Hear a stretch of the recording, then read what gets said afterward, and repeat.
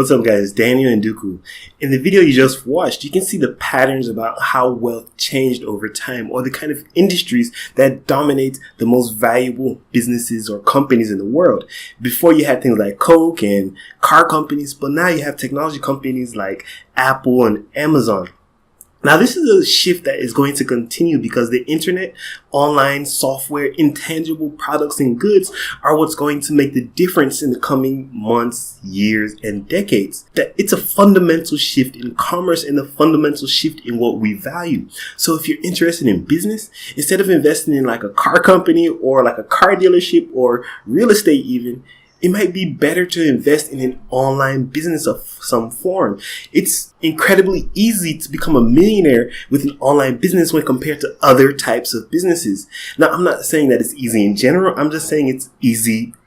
So if you're interested in online business, growing your income online, affiliate marketing, digital marketing, then make sure you subscribe to the channel because I make videos about that all the time. I'm the founder and CEO of a software company and a media company, and we do all of our business online. And I'm distilling years of insights into this YouTube channel. So make sure you subscribe and catch those insights. Oh yeah, like this video. I'll see you on the next one.